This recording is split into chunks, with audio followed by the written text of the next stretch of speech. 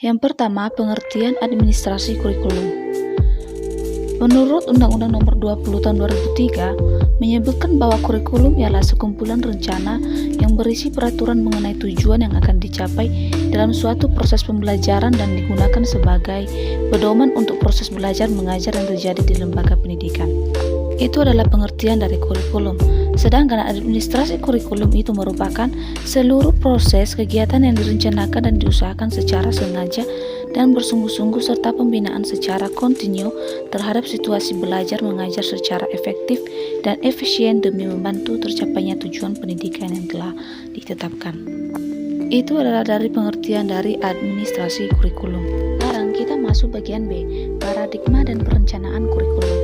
Secara umum, struktur kurikulum paradigma baru ini terdiri dari kegiatan intrakurikuler berupa pemberdayaan tatap muka bersama guru dan kegiatan proyek. Yang dilakukan pendekatan tematik dalam pelaksanaan proses pembelajaran itu hanya di kalangan SD saja. Pada kurikulum baru ini diperbolehkan untuk dilakukannya pada jenjang pendidikan lainnya. Jika dilihat dari jumlah jam pelajaran, kurikulum paradigma baru itu tidak akan menetapkan jumlah jam pelajaran per minggu, tetapi jumlah pengalaman pada kurikulum paradigma baru ditetapkan per tahun. Perencanaan kurikulum. Perencanaan kurikulum adalah pekerjaan yang memerlukan keahlian dan karena itu dikerjakan oleh para ahli atau ekspert dalam bidang perencanaan kurikulum. Sehingga kurikulum harus direncanakan baik-baik. Ada pendapat-pendapat dari ahli dikelompokkan sebagai berikut adalah kurikulum itu seharusnya direncanakan di muka secara terperinci. Yang kedua itu kurikulum itu direncanakan secara terperinci muka oleh panitia yang terdiri dari guru-guru. Dan yang seterusnya itu kurikulum itu harus direncanakan dalam garis besarnya yang luas oleh panitia. Dan yang keempat itu kurikulum itu yang direncanakan berisi partisipasi dari guru-guru dan tokoh-tokoh masyarakat. Dan seterusnya kurikulum itu direncanakan oleh guru bersama murid pada waktu akan belajar tanpa perencanaan jauh di muka. Bagian C, struktur dan fungsi kurikulum. Yang pertama itu adalah struktur kurikulum. Struktur kurikulum ini terdiri dari 5 struktur. Yang pertama itu adalah tujuan kurikulum. Tujuan kurikulum ini mempersiapkan peserta didik agar dapat menjadi pribadi serta warga negara yang kreatif, inovatif, beriman, dan juga efektif. Dan yang kedua itu materi kurikulum. Materi kurikulum ini sesuai dengan perkembangan siswa serta bermakna bagi mereka. Dan yang kedua itu merupakan pengetahuan ilmiah yang dapat diuji kebenarannya. Dan yang ketiga, strategi pembelajaran. Strategi yang diterapkan itu harus merujuk pada metode dan peralatan yang digunakan dalam proses belajar mengajar. Dan yang keempat itu adalah organisasi kurikulum. Organisasi kurikulum ini adalah keberagaman organisasi ini terbagi menjadi 6 bagian, yaitu mata pelajaran terpisah, mata pelajaran berfondasi, bidang studi, program yang berpusat pada anak, inti masalah, dan elektif program. Selanjutnya itu adalah evaluasi. Evaluasi ini adalah memeriksa apakah kurikulum yang diterapkan tersebut efektif dan mampu mencapai tujuan pendidikan. Bagian B, fungsi kurikulum. Fungsi kurikulum ini ada 6 bagian. Yang pertama itu adalah fungsi penyesuaian.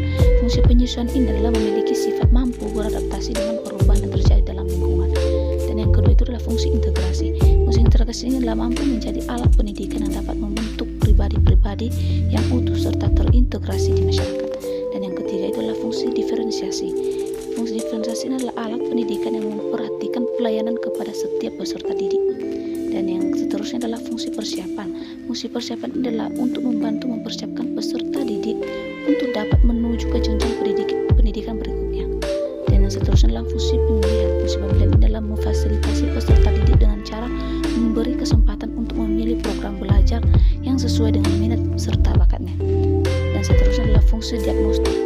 Fungsi diagnostik adalah memahami dan mengarahkan potensi dari seorang peserta didik agar dia dapat terus menggali potensinya. Bagian D, pengorganisasian kurikulum. Pengorganisasian kurikulum ini adalah cara mengalokasikan waktu untuk kegiatan belajar mengajar di sekolah. Ada beberapa pola pengorganisasian kurikulum. Yang pertama adalah subject centered kurikulum. Yang seterusnya adalah correlated kurikulum, fusion kurikulum, core kurikulum, student centered kurikulum. Bagian E, pelaksanaan kurikulum. Pelaksanaan kurikulum adalah keberhasilan kurikulum dapat diukur sejauh mana siswa dapat mengawasi materi pelajaran yang tertuang di dalam kurikulum. Sukmani Dinata menegaskan ada beberapa hal yang harus dimiliki oleh setiap guru dalam pelaksanaan kurikulum. Yang pertama itu adalah pemahaman esensi dari tujuan-tujuan yang ingin dicapai dalam kurikulum. Dan yang kedua itu adalah kemampuan untuk menjabarkan tujuan-tujuan kurikulum tersebut menjadi tujuan-tujuan yang lebih spesifik. Dan yang ketiga itu adalah kemampuan untuk menerjemahkan tujuan-tujuan khusus kepada kegiatan pembelajaran. Dan di dalam pelaksanaan kurikulum ini ada beberapa masalah yang dihadapi. Yang pertama itu adalah strategi pembelajaran masih mengacu pada penguasaan informasi dan pengetahuan. Dan yang kedua itu adalah sering tidak dapat terlaksana secara optimal. Yang ketiga masih batas pada sosialisasi nilai dengan pada hafalan. Yang F, pengawasan dan penilaian kurikulum. Yang pertama itu adalah pengawasan.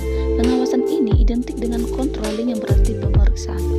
Padahal pengawasan program kurikulum ini akan dipantau pelaksanaannya. Pengawasan ini akan memastikan apakah kurikulum dapat digunakan atau tidak. Dan yang kedua adalah penilaian atau evaluasi. Penilaian atau evaluasi ini adalah proses selanjutnya yang mengevaluasi kurikulum yang dibuat untuk memperbaiki jika terjadi kesalahan. Evaluasi ini sangat esensial dalam pengembangan kurikulum. Evaluasi ini dirasa sebagai proses mengambil keputusan apakah kurikulum tersebut layak digunakan atau dipakai. Bagian G, pengembangan kurikulum. Pengembangan kurikulum ini merupakan proses perencanaan dan pengembangan kurikulum oleh kurikuler dan kegiatan kurikulum yang dihasilkan dapat menjadi bahan agar dan acuan yang digunakan pada tujuan pendidikan nasional. Kurikulum ini sebagai suatu rancangan dalam pendidikan menulis posisi yang strategis karena seluruh kegagalan pendidikan bermuara pada kurikulum. Dan pengembangan kurikulum ini dilakukan karena sikap kurikulum yang dinamis selalu berubah dan menyesuaikan diri dengan perubahan. Baiklah, saja dari penjelasan saya tentang